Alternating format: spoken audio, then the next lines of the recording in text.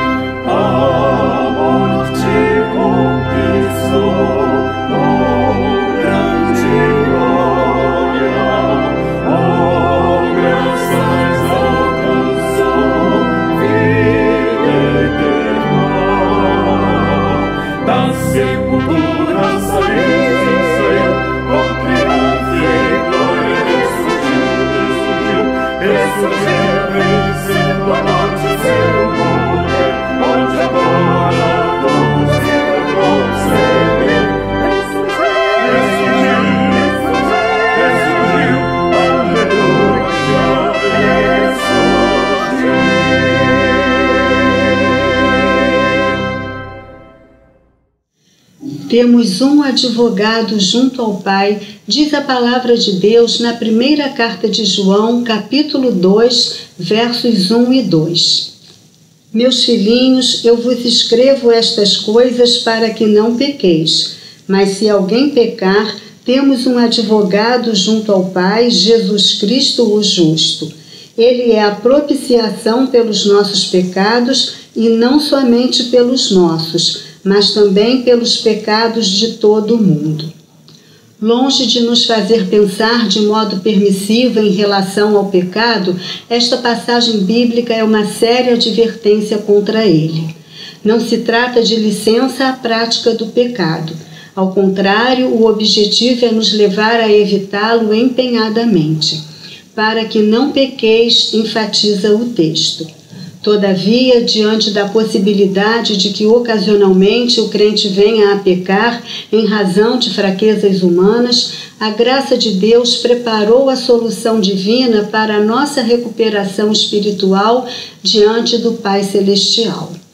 Temos um advogado junto ao Pai, alguém que se assenta ao nosso lado para nos dar assistência quando vamos tratar com Deus sobre os nossos deslizes e pecados. Um só advogado, Jesus Cristo, não há outro. Somente Ele tem a credencial válida diante de Deus para tanto, porque somente Ele preenche as condições necessárias à justiça divina. Primeiramente, Ele é justo. Jesus Cristo, o justo, está escrito. Depois, sendo absolutamente justo, sem pecado, sem mácula, Jesus fez-se propiciação pelos nossos pecados quando na cruz do Calvário entregou a sua vida como expiação das nossas culpas, pagando assim o preço da nossa redenção. Fez-se propiciação pelos nossos pecados e também os de todo mundo, ressalta a palavra de Deus, porque o benefício da salvação e do perdão é oferecido a quantos queiram receber a Cristo como Salvador pessoal. Assim, redimido por Cristo, o crente que desliza e peca pode buscar o perdão de Deus, assistido por Jesus Cristo, nosso advogado junto ao Pai. É o que faremos agora, é momento de confissão. Senhor Deus, nosso desejo é viver uma vida reta e sem pecados, de acordo com a Tua palavra. Para nossa tristeza e vergonha, temos falhado em cumprir esse objetivo. Por isso, nesta hora de culto, diante da Tua presença, estamos fazendo confissão das nossas falhas, pedindo perdão pelos nossos pecados, acompanhados pela assistência perfeita e suficiente de Jesus Cristo, nosso Salvador e advogado junto a Ti, em cujo nome nós oramos. Amém.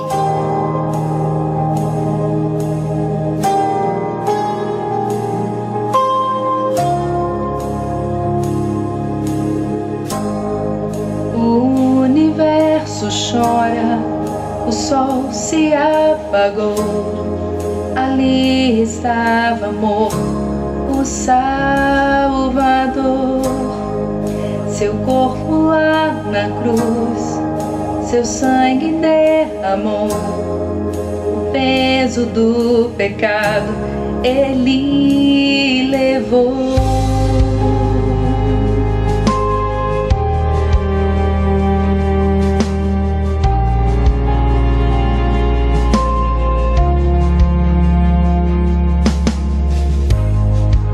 Deus Pai o acompanhou, cessou seu respirar, em trevas se encontrou o Filho. A guerra começou, a morte enfrentou, todo o poder das trevas vencido foi. A terra estremeceu, o sepulcro se abriu e nada vencerá seu grande amor. Ó morte, onde estás? O Rei ressuscitou, Ele venceu para sempre exaltado.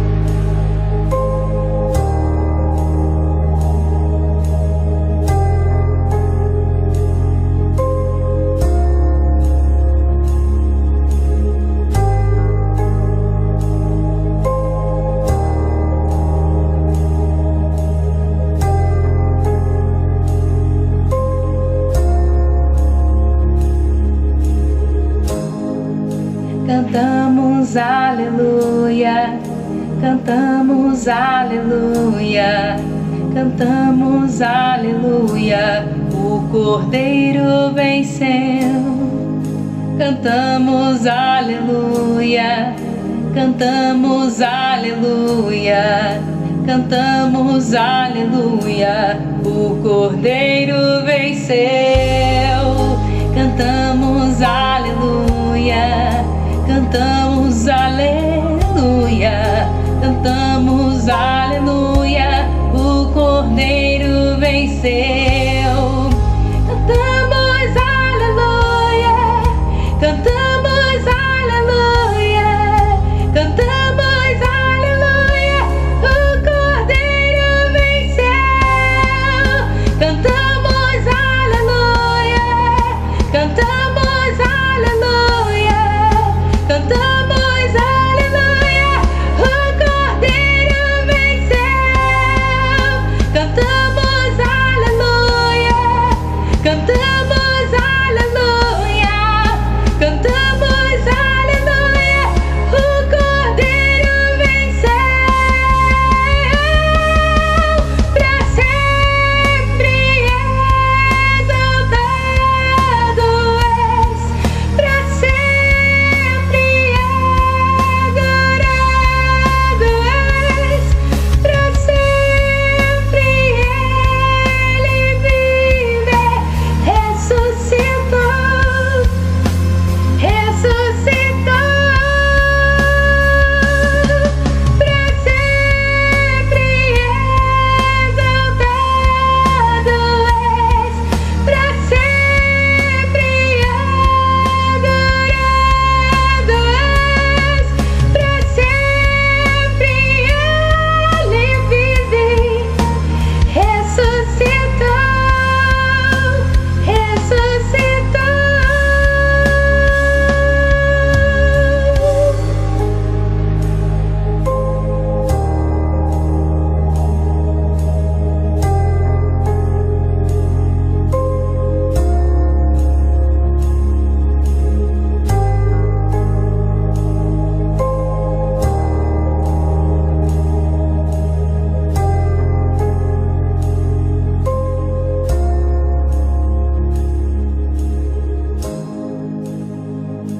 Olá, irmãos e amigos da Primeira Igreja Batista do Rio de Janeiro. Eu sou Luísa Pinheiro, coordenadora do Ministério de Educação Cristã desta amada igreja, e é com muita alegria que venho falar do mês da Escola Bíblica Dominical, comemorado geralmente no mês de abril pelas igrejas da Convenção Batista Brasileira. Nesse ano de pandemia, temos funcionado de forma virtual, com classes ao vivo, programas de rádio, lições postadas no site, via WhatsApp, e-mail, áudios, de sorte que, ainda que o templo esteja fechado, a nossa igreja está em pleno funcionamento. Não esqueça, leia a Bíblia, estude a palavra.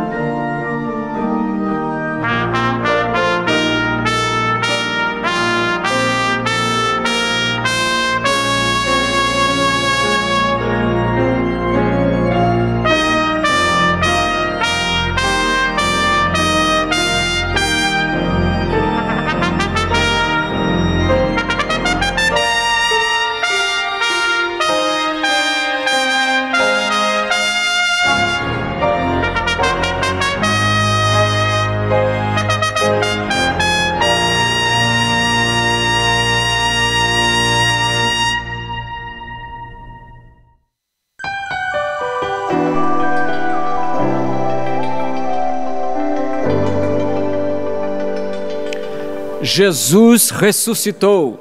Que maravilha saber disso. A Bíblia diz, Paulo diz, que se Cristo não ressuscitou, é vã a nossa fé.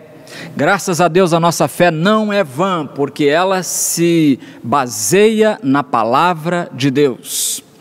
E é isso agora que vamos ler, a palavra de Deus, primeira carta de Paulo aos Coríntios, capítulo 15, eu vou ler o versículo 7, que diz assim: depois apareceu, falando de Jesus, depois apareceu a Tiago e a todos os apóstolos. Apareceu a Tiago. Nós meditaremos nessa primeira parte. Depois apareceu a Tiago. Nosso título é Uma Evidência Chamada Tiago. Curvemos as cabeças.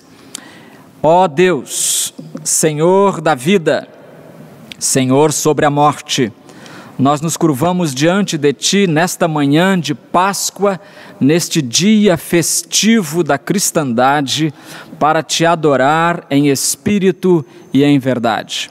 Obrigado porque o Teu Filho Jesus está vivo e é a Ele que estamos seguindo e não a um Jesus morto.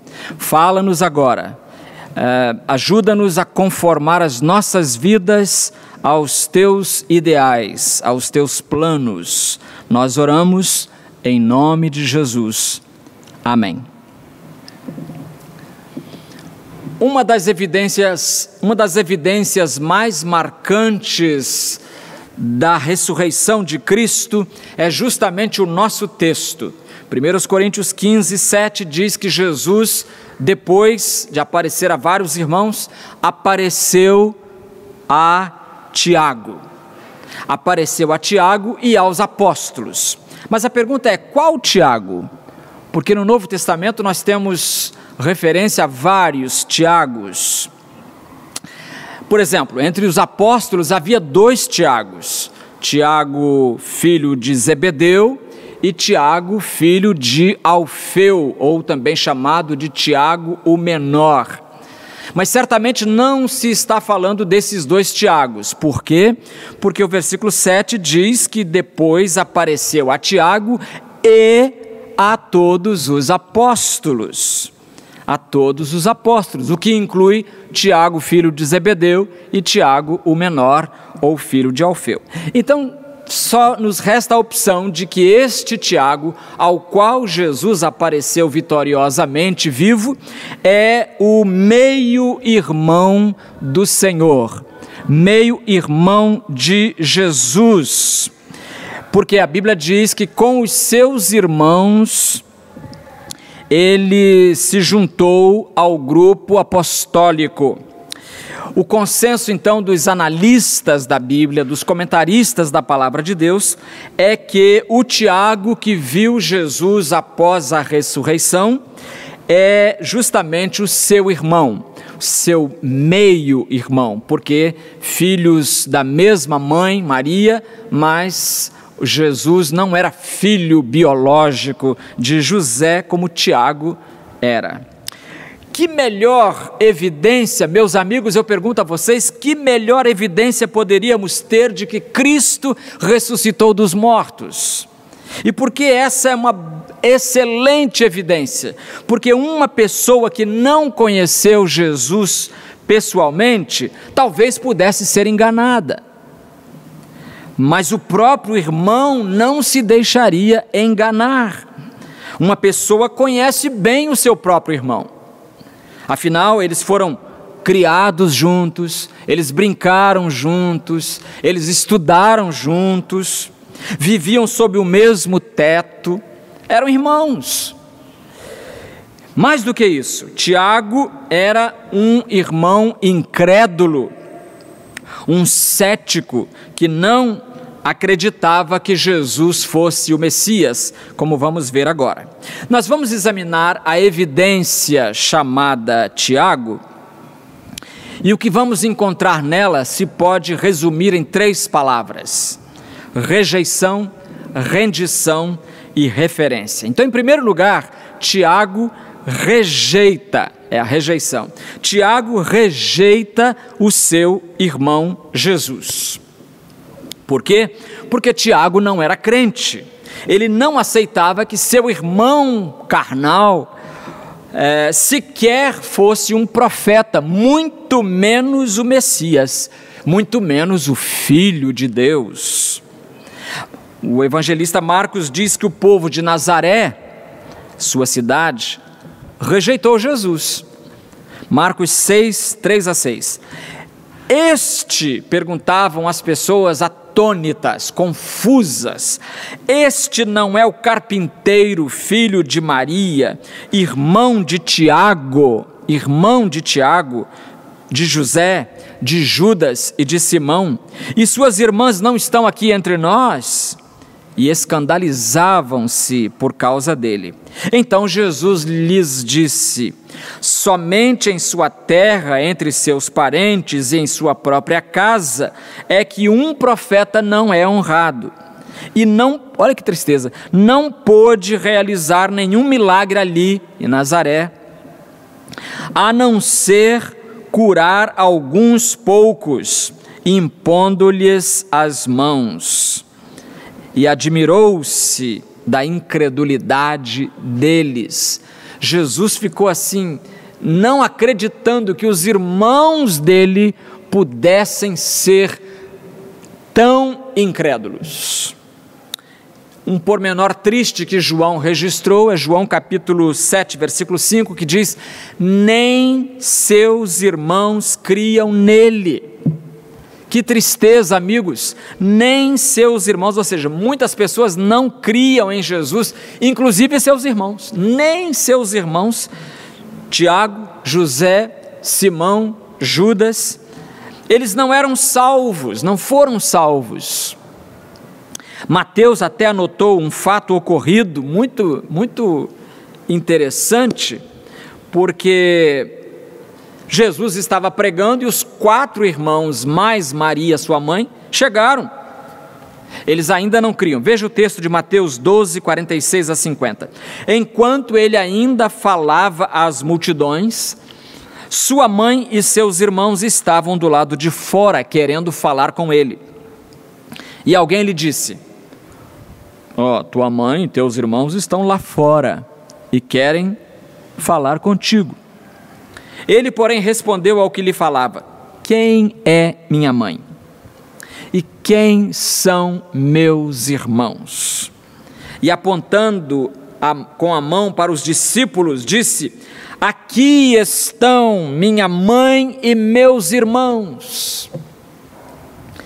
Aqui estão minha mãe e meus irmãos. Eu acho, suspeição pessoal, que Jesus, na sua presciência, já podia antever a mariolatria que a igreja desenvolveria mais tarde, de adorar Maria em vez de adorar o filho de Maria. E aí Jesus diz isso, apontando com a mão: aqui estão minha mãe e meus irmãos, apontando para os discípulos, pois quem fizer, Mateus 12, 50, quem fizer a vontade de meu Pai que está no céu, esse é meu irmão, minha irmã e mãe. Ou seja, a mãe e os irmãos de Jesus tentaram interrompê-lo enquanto ele pregava.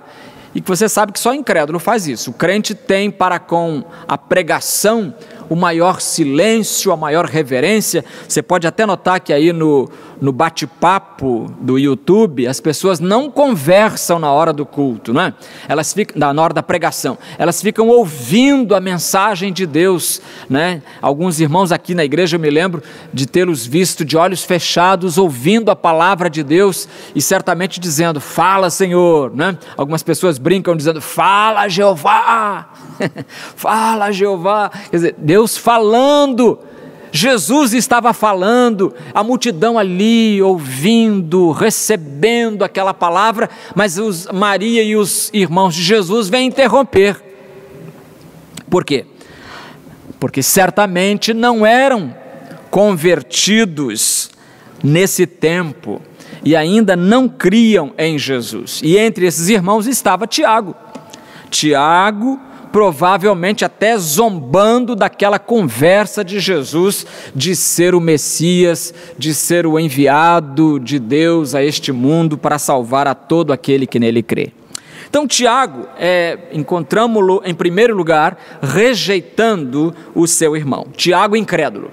Em segundo lugar, graças a Deus, Tiago se rende a seu irmão. Tiago se rende a seu irmão. É interessante que lá em Mateus 12, 46, que nós lemos, porque quando Tiago tentou interromper, Tiago, seus irmãos e a mãe, quando ele tentou interromper a pregação de Jesus, Mateus registrou que ele e seus irmãos, abre aspas, estavam do lado de fora. Olha essa expressão, estavam do lado de fora. Mas depois que Cristo ressuscitou dos mortos e Tiago recebe a Cristo, Lucas, lá em Atos, diz que eles passaram para o lado de dentro. Atos 1, 13 e 14. Quando chegaram à cidade, subiram ao aposento superior, onde estavam Pedro e João, Tiago e André, são os discípulos ainda, né? Filipe, Tomé, Bartolomeu e Mateus, Tiago, filho de Alfeu, os dois Tiagos, portanto, estavam ali, filho de Alfeu, Simão o Zelote e Judas, filho de Tiago. E unidos todos se dedicavam à oração, juntamente com as mulheres, com Maria, mãe de Jesus, e com os irmãos dele. Atos 1,14 diz que até os irmãos dele estavam agora em reunião de oração. Irmãos, Tiago está convertido, não é possível, porque para ele estar presente em reunião de oração, você sabe que a gente avalia a profundidade de uma fé a partir, visualmente, a gente avalia a partir até da importância que a pessoa dá à reunião de oração. Então Tiago estava convertido. A Enciclopédia Internacional Padrão diz assim: as sementes da conversão estavam sendo semeadas dentro dele, pois após a crucificação ele permaneceu em Jerusalém com a sua mãe, com seus irmãos, e formou um dos primeiros grupos de crentes.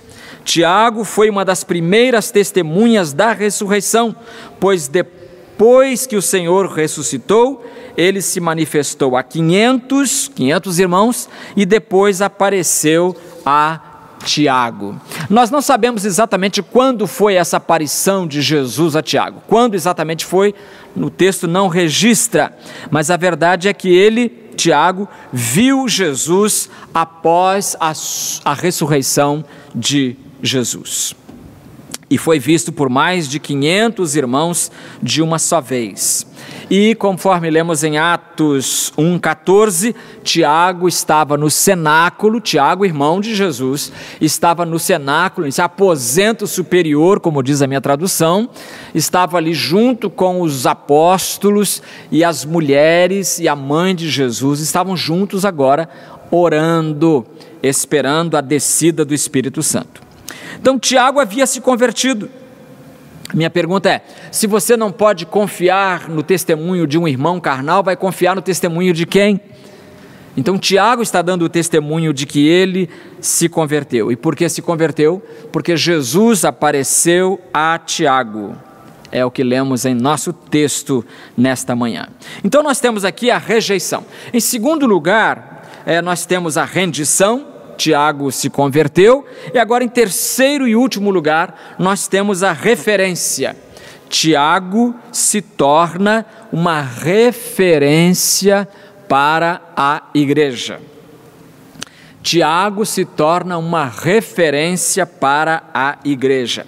Ele se tornou, meus queridos, o líder do povo de Deus e, por fim, um mártir. Estou resumindo o que nós vamos pensar agora. Que Tiago, em primeiro lugar, assumiu a liderança da igreja de Jerusalém. Então, Tiago assumiu a liderança da igreja de Jerusalém. Não apenas se converteu, mas se converteu e se tornou uma pessoa referência na igreja, um líder. Tão grande foi o impacto de ver o seu irmão ressuscitado, que Tiago se tornou um apóstolo, e se tornou um líder dos apóstolos, um líder da igreja, e se tornou o autor de um dos livros mais famosos do Novo Testamento, que é a Epístola de Tiago. Então Tiago é mencionado como líder da igreja em Jerusalém. Em Atos 21:18, lemos assim: no dia seguinte, Paulo foi em nossa companhia encontrar-se com Tiago. Então Tiago, que era antes incrédulo, mesmo convivendo ali lado a lado com Jesus durante toda a sua infância, adolescência e boa parte da juventude, agora ele se torna um exemplo de fé.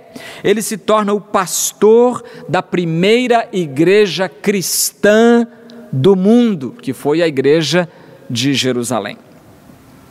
Então Tiago assumiu a liderança da igreja. Em segundo lugar, Tiago foi exemplo de um coração humilde.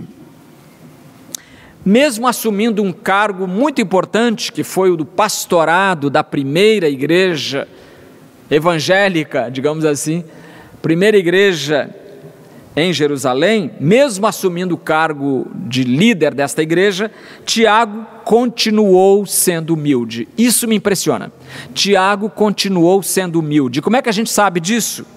Na epístola que ele escreveu no Novo Testamento, a Epístola Universal de Tiago, ele não se intitulou o apóstolo, embora fosse apóstolo. Ele nem mesmo se chama de pastor ou presbítero. Não. Olha como é que ele começa a carta que ele escreveu. Tiago 1:1. Tiago, servo de Deus e do Senhor Jesus Cristo. Tiago, servo de Deus e do Senhor Jesus Cristo. Irmãos, ele era irmão carnal de Jesus, mas ele chama Jesus de Senhor, Senhor Jesus Cristo. E se auto-intitula servo de Deus e do Senhor Jesus Cristo. É uma humilde descrição de si mesmo. Observe que ele chamou Jesus de Senhor Jesus Cristo. Ninguém saberia disso melhor do que Tiago, afinal, Jesus era seu próprio irmão carnal, e Tiago simplesmente chamou a si mesmo de servo do seu irmão. Lembra que os irmãos de José não tiveram essa humildade? Quando José contava os seus sonhos, lá em Gênesis, a partir de Gênesis 37, o que acontece? Eles se revoltam contra o irmão, esse sonhador aí. A gente vai ver futuramente uma série sobre José do Egito. Em terceiro lugar, Tiago foi exemplo de vida de oração. Tiago foi exemplo de vida de oração. E aí eu vou apelar para um livro chamado História Eclesiástica, um livro grande, escrito por Eusébio de Cesareia, que era bispo da cidade de Cesareia, e ele faleceu no ano 340 depois de Cristo. Então ele é um historiador que viveu aí no século IV, e ele registra na sua História Eclesiástica fatos desde Atos até o seu período de vida. Mas Eusébio de Cesareia, cita Egésipo. Esse Egésipo, ele diz, Egésipo que pertence à geração seguinte à dos apóstolos. Então ele citando Egésipo, ele diz, fala da vida de oração de Tiago. Aí eu estou copiando Eusébio de Cesareia, que copiou de Egésipo. Olha lá, ele, Tiago, costumava entrar sozinho no templo de Jerusalém, sendo com frequência visto de joelhos, intercedendo para que o povo fosse perdoado, de modo que seus joelhos ficaram duros como os de um camelo. Olha que comparação, né? Seus joelhos ficaram duros como os de um camelo, por causa de suas súplicas habituais, ajoelhando-se diante de Deus. Então era um homem de oração. Era um homem de oração. E quem lê a sua carta também descobre que ele diz que a oração de um justo pode muito em seus efeitos, né? Mas então, além de ser um homem líder, humilde, de oração, ele, por fim, entregou o seu sangue para selar o seu testemunho. Tiago foi morto por causa da sua fé. Ou seja, até o fim da sua vida, Tiago proclamou aquilo que ele viu. O texto nosso não diz que Tiago, depois disso, Jesus apareceu a Tiago, pois Tiago, até o fim da vida, está falando do Senhor ressuscitado. Podemos acreditar então no testemunho de Tiago? Será que ele é testemunha confiável da ressurreição de Cristo? Será que essa evidência chamada Tiago é digna de exame, pelo menos? Sim. Sim, porque Tiago abriu mão da própria vida, proclamando que Jesus havia ressuscitado dos mortos. Meus irmãos, ninguém dá a sua vida por uma mentira. Eusébio chamou Tiago de o justo, Tiago o justo. E em sua história primitiva, história lá que eu já mencionei, Eusébio agora cita um outro autor, mas bem antes dele, chamado Clemente, que deve ter sido contemporâneo do Egésipo. O Clemente nos conta como foi que Tiago morreu. Clemente, no primeiro século, diz assim: Tiago foi lançado de uma ala do alto do templo, do pináculo do templo, e ele caiu lá embaixo e foi, como não morreu, ele foi espancado com um malho até a morte, com tipo uma marreta, né? Assim subiram ao alto do templo e lançaram o justo, dizendo uns aos outros: apedrejemos Tiago o justo. E começaram a apedrejá-lo, uma vez que ele não morreu de imediato quando lançado, mas ajoelhou-se, dizendo: imploro a ti, ó Senhor Deus e Pai, que os perdoes, pois não sabem o que fazem. Você consegue perceber a similaridade destas palavras de Tiago morrendo com as palavras de Estevão, que por sua vez lembram as palavras de Jesus, quando Estevão estava sendo apedrejado e Jesus crucificado? Pai, perdoa-lhes, porque não sabem o que fazem. Até o fim da sua vida, ele foi Tiago, servo de Deus e do Senhor Jesus Cristo. Por quê? Porque depois Jesus apareceu a Tiago. Conclusão: será que Tiago realmente viu Cristo ressurreto?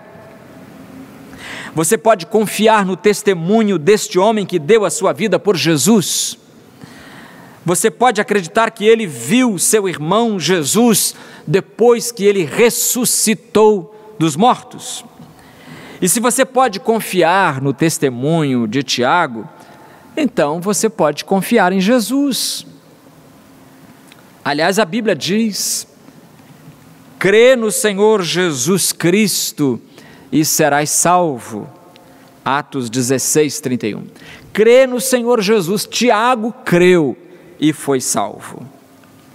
Como oramos para que você também encontre o Cristo e seja salvo nesta manhã de Páscoa. Oh, como oramos! Esta é a nossa oração agora, que você, querido amigo, encontre no Senhor ressuscitado a razão da sua vida. Vamos orar. Obrigado, Senhor, porque o Teu Filho veio, viveu, morreu, ressurgiu vitorioso sobre a morte. E agora, nele podemos crer e dele podemos esperar o cumprimento da promessa da vida eterna, porque Ele está vivo. E porque Ele está vivo, nós podemos nos relacionar contigo. Obrigado por esta vitória do Teu Filho, que é nossa também. Em nome de Jesus. Amém.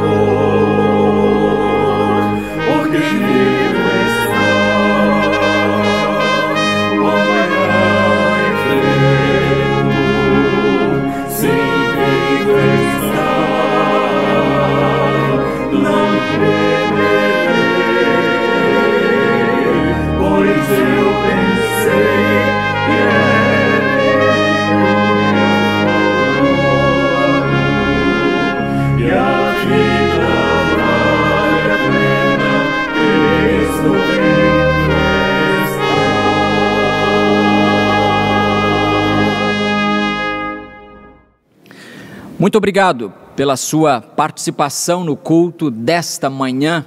esta manhã vitoriosa, é a manhã mais feliz de toda a história do cristianismo.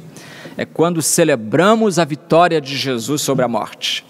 Jesus está vivo, por isso nós o cultuamos coletivamente, como fizemos agora, como vamos fazer à noite, às 19 horas, neste mesmo canal. Você está convidado e convidado a convidar os seus amigos, seus parentes, seus vizinhos, sua sogra, sua nora, seu filho, seu neto, todo mundo, para ouvir a palavra de Deus. Aproveite esses dias de pandemia para mandar o link, convidando as pessoas para louvarem a Deus conosco. Queremos convidá-lo também para quarta-feira, toda quarta-feira às 19h30, a partir deste horário, e por 1 hora estamos juntos no culto de oração que transmitimos da nossa residência.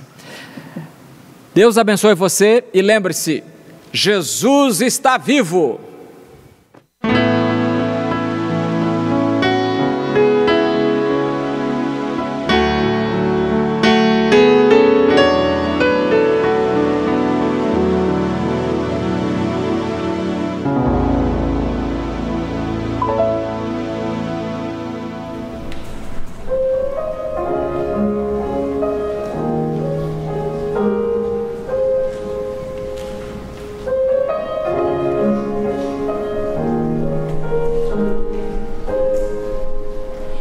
Em suas mãos se achava ternura, em suas mãos repousava o poder, o seu olhar de amor fazia qualquer pecador se arrepender. Ele levava consigo a vida, de suas vestes brotava o poder, veio trazer a paz, curar a dor e salvar a quem o negou. Cristo Jesus, o Filho de Deus, e o mundo não